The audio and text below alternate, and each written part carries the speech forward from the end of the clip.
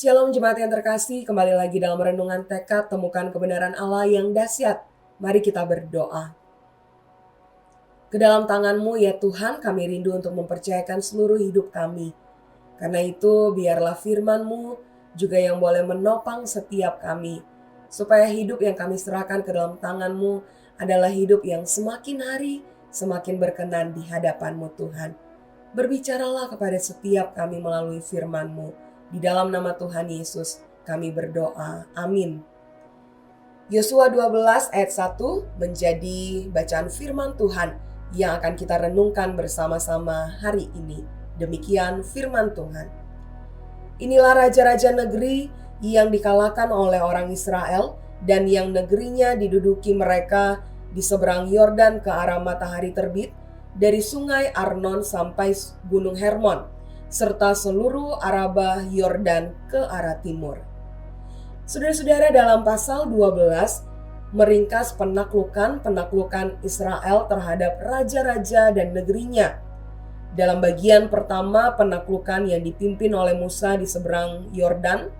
Kedua, penaklukan yang dipimpin oleh Yosua yaitu di Yordan sebelah barat, yaitu negeri dan raja-raja yang ditaklukkan berjumlah 31. Dalam bagian ini kita bisa belajar hal penting dari kehidupan yang sudah kita lalui.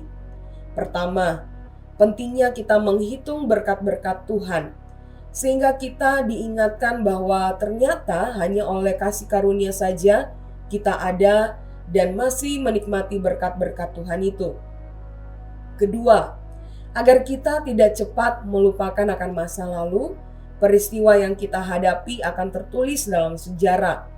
Lalu kenangan apakah yang akan kita wariskan dalam sejarah hidup kita? Masa lalu juga menjadi sebuah pembelajaran untuk masa depan hidup kita. Di sisi lain, bahwa dalam perjalanan hidup kita itu hanyalah peran Tuhan saja yang terbesar dibandingkan dengan usaha kita. Ketiga, ingatlah semua itu untuk kemuliaan Tuhan. Musa dan Yosua dipakai Tuhan dengan luar biasa untuk memimpin bangsa Israel keluar dari Mesir di padang gurun selama 40 tahun dan banyak pergumulan, memasuki tanah Kanaan, menaklukkannya.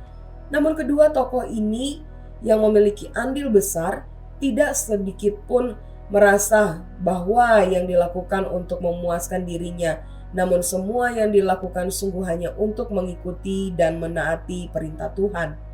Bahkan setiap bagian yang ditaklukkan diberikan kepada suku-suku Israel. Mereka tidak mengambil bagian yang bukan menjadi miliknya. Mari kita belajar untuk membuat catatan hal-hal yang telah kita terima dari keberhasilan yang kita alami. Dan tidak lupa untuk menyadari bahwa berkat itu semua adalah kasih karunia Tuhan tentunya, untuk kemuliaan Tuhan. Dan di sana ada berkat yang menjadi bagian orang lain juga. Mari kita berdoa.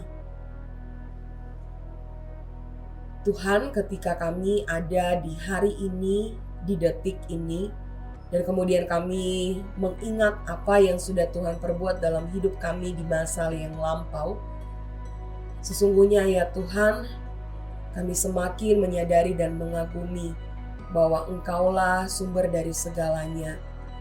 Masa-masa di mana kami memperoleh kemenangan demi kemenangan, masa-masa sulit kami yang boleh kami lewati, masa-masa di mana kami mengalami dan menikmati berkat-berkat Tuhan.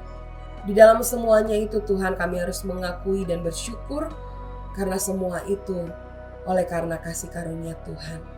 Dan biarlah ketika kami menjalani hari ini dan hari-hari ke depan, kami boleh terus percaya bahwa hidup kami di tangan Tuhan, kami semakin berserah penuh kepadamu Tuhan. Ini setiap kami Tuhan Yesus.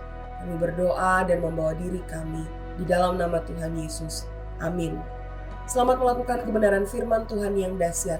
Tuhan Yesus memberkati.